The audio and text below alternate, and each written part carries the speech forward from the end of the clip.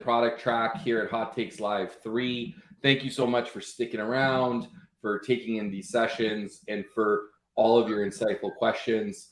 Please keep them coming. I'm happy to facilitate that for you.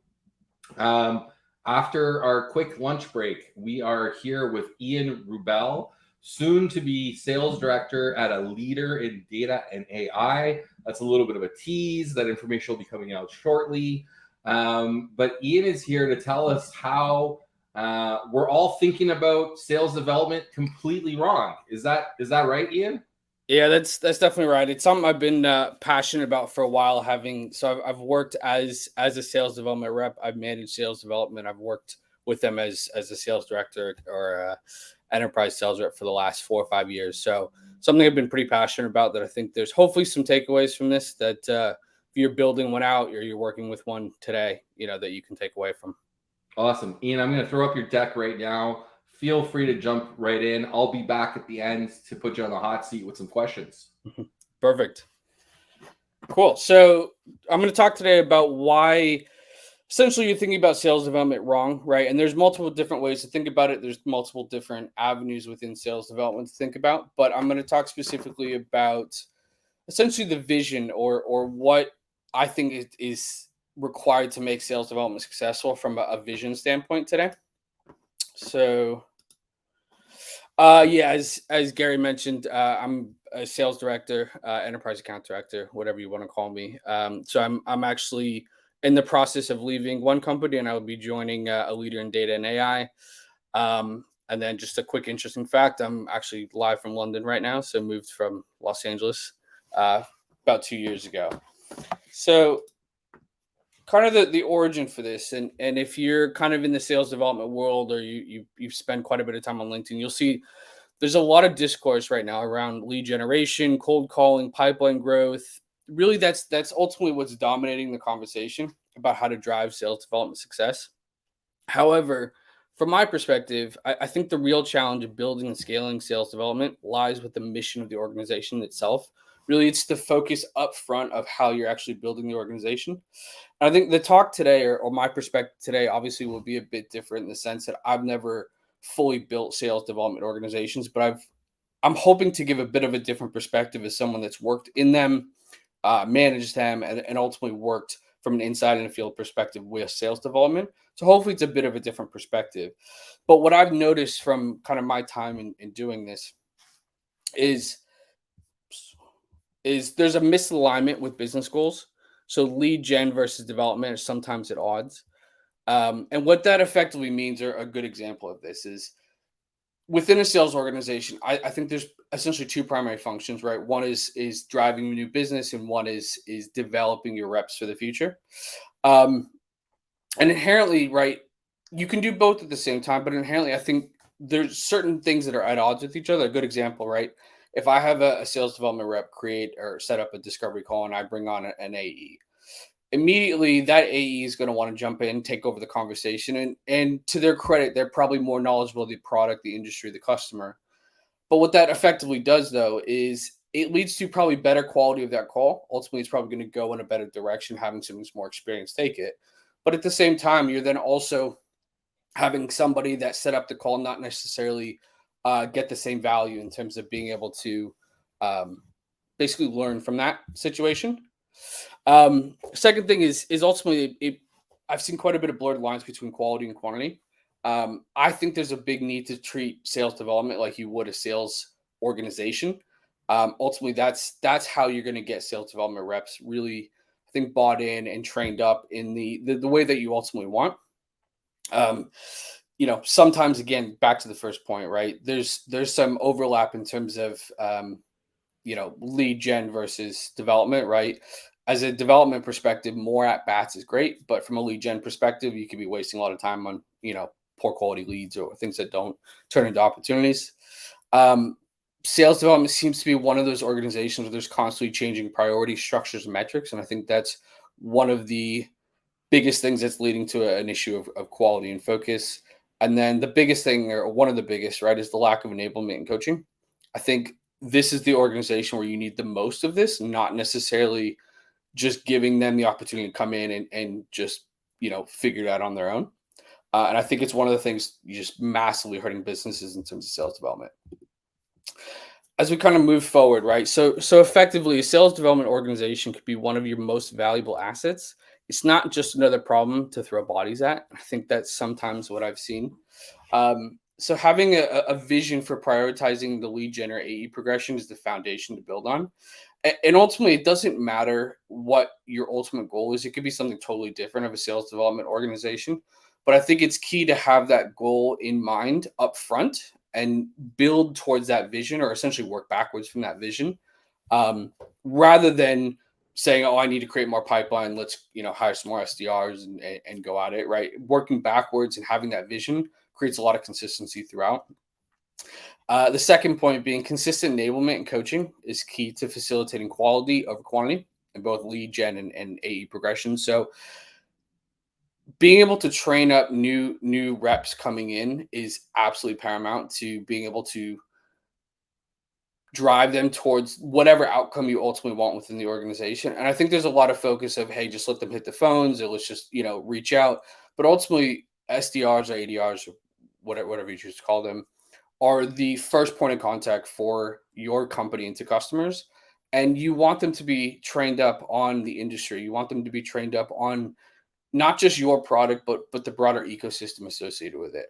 And then ultimately, we'll talk a little bit at the end, is developing the right compensation strategy is massive. And I think anybody that doesn't believe that compensation drives behavior is honestly fooling themselves, right? The compensation strategy is absolutely paramount to getting the outcome that you set in bullet one.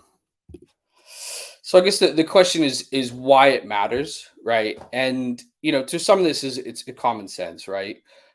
Quality pipeline drives better conversion rates and more revenue. Ultimately, I think there needs to be the thought process of sales development is in the mission of the broader revenue organization of a company, right? It's driving more quality revenue. Prioritizing rep progression facilitates a consistent pipeline of future sellers. I think one of the biggest things, and I've seen this working at a company like Oracle, which had a massive sales development organization. Their goal with that organization largely was to be able to build that pipeline of sellers for the future, and teaching them the right things up front and enabling them correctly up front. A, it leads to better retention rates. B, it also leads to better performance of them, that the reps that actually move into sales roles. Number three is a strong sales development organization allows for experienced AEs to focus on closing. I know that's a bit of a hot take, and I've, as an AE myself, or in my AE roles, I've always been a big believer of I need to find the business myself. But if I can get some stuff from marketing, sales development, other sources, that's great. But I think the reality is that if you have AEs that are so busy that they have inbound leads or leads from the SDR organization that are really, truly quality, I don't think that's a bad thing. You're paying AEs a lot more money to be closing business. So I think a strong sales development organization really can have AEs hone in on actually closing, working on deals and opportunities. And I think that the last thing is, if you ever worked in a sales development org, especially with younger folks coming out of college or university, depending where you are, having the right vision leads to more motivated sales reps. And that was one of the biggest challenges I had, was motivation in that job is tough. It's a really difficult job. It requires a lot of day-to-day repetition, requires getting told no more than anybody else in any kind of organization.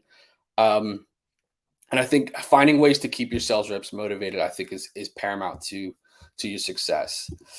And then in practice, right? And I want to be clear, right? The point of this in practice, and again, I've been transparent that I haven't necessarily done all these things, but I think these are some of the things that I've seen that hopefully if you take away, hey, maybe there's one thing I can implement, right? These are a couple things that I've thought about, right? Is, if we start at the beginning, right? Determine your long-term goals of the sales development org and drive towards that consistently, right? So we've talked about that in the last couple of slides, but having that as your driving factors is massive.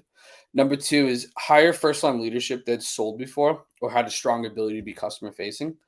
I think there's a massive opportunity for your sales development team to learn from their immediate manager. And I think having somebody that's been in their shoes or sold at that product or the tech or the company, especially in a very tech-centric world that it's candidly difficult, right? There's a lot of challenges with the technology. There's challenges in terms of being able to understand why a customer would find any value in the technology. I think having that as a leadership principle in terms of hiring is massive to help drive towards ultimately the outcomes you want. Um, this is kind of an interesting one, but I believe in prioritizing sales development reps to follow the entire deal cycle and actually incentivize it as a metric. Right, this might be something that up front you're paying reps for that you might not see any inherent value, but I think making sure that your reps are incentivized to stay with opportunities they find throughout, and they get to see experienced sales reps come in and close deals based off the work that they sourced. It's a fantastic way that doesn't really cost you anything, but it helps get reps way more up to speed, because anytime you move from sales development to sales, there's a massive learning curve in terms of being able to, go from, hey, I found an opportunity to, hey, I closed an opportunity. And being able to see more and more of those at bats is extremely helpful. Going back to a bit on the enablement, right? It's not just, let me teach you my product and you go sell, right? They need to understand, or you need to be able to communicate consistently, the industry, the value that the product has to the customers, and essentially the foundations that you would need. A good example, my time at Oracle, when we came in as sales development reps, we learned a lot of what is this database technology. But 99% of the people had no idea what a server was or a computer was or what the basics of the industry was. And not having that foundation meant that you're just regurgitating the same, key points or whatnot. You're not able to have real conversations. You're not able to understand. So I think prioritizing that is massive. Making sure you have a clear path to promotion. Sales development reps want to move up. They want to move into new roles. Making sure that they understand where they can go from there. Listening to your reps. I think sales development reps are great for understanding where the business is at, what the kind of feedback they're getting. Listen and understand their challenges. And then around compensation, just a couple ideas I had, right? Things that you want to prioritize, but things like meeting progressed opportunities, close deals, right? Give sales development reps a kicker or something in terms of closing a deal or a deal they find closes. That's a massive incentive for them to find real quality pipeline, not just, pipeline to hit numbers. Number of meetings facilitated or sat in on sales cycle, right? Back to the point number 3, or conversion rate of opportunities. I think ultimately the key here is prioritizing outcomes versus activity, right? Again, the Discord is a lot around activity, and I think it really needs to be more about outcomes. When I was a leader, I couldn't care how you got 10 meetings a week, but if you got 10 quality meetings a week, that was fantastic. So last kind of key takeaway is that investing in sales development with the same focus as direct sales organizations provides long-term, dramatic, and measurable value. And that's it.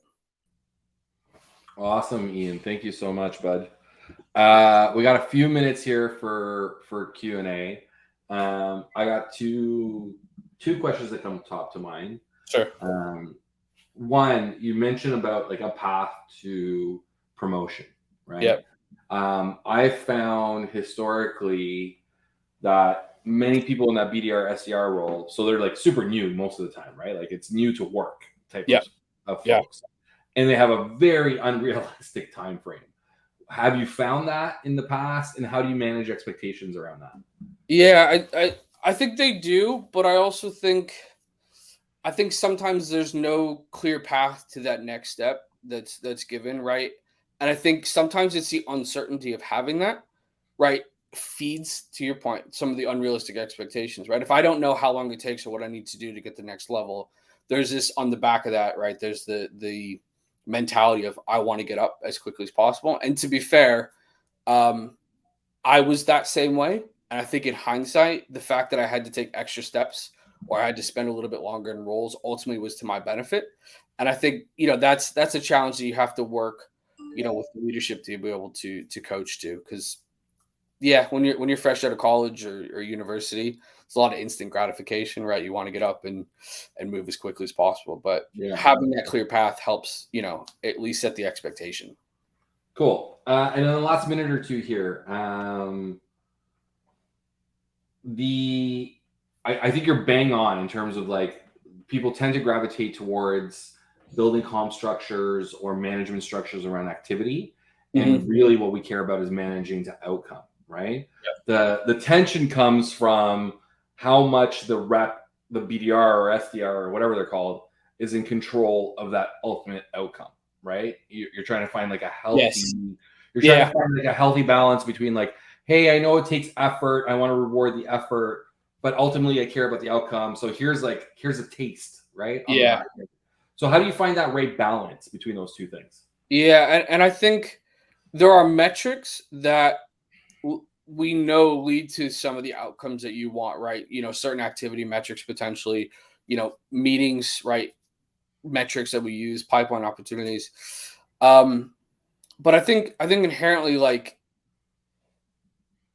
the problem is you can't view sales development completely separate from sales and say, well, if they just hit all this activity metric, right, they're going to be happy and motivated, right? I think from what I manage, the reps love to see deals close, right? Yeah. And I think what you do is, instead of saying that's the only priority, right, you can't just comp on closed deals. It's not realistic or fair. But giving that extra incentive, or the above and beyond incentive for those kind of deals, I think what you'll notice is you're still going to have the activity metrics. You're still going to have people hitting the phones and potentially producing, quantity over quality to a certain extent. But I think you'll see that shift start to push into them doing their own qualification, them understanding what a real opportunity looks like, and a little bit more enthusiasm, motivation, seeing their hard work turn into something, right? So I think it's a gradual conversation, right? You can't do one or the other entirely. Awesome. Ian, thank you. We're at time. Really appreciate you joining us. Topic was super interesting. For those listening who maybe want to reach out, or they maybe just want to keep an eye on you and see where you end up landing, Yeah. what's the best way for them to do that? Best way is on LinkedIn. Definitely would love to connect with anybody. Happy to have just conversations around this. I think it's something I've seen and been very passionate about. So thank you for the time today, and looking forward to anybody who wants to reach out and connect. Awesome. For everybody listening, we'll be back in a few short minutes. And here's just part of the next title: Blueprints for Brilliance. If that doesn't get you intrigued, I don't know what will. Stay tuned. We'll be back in just a few.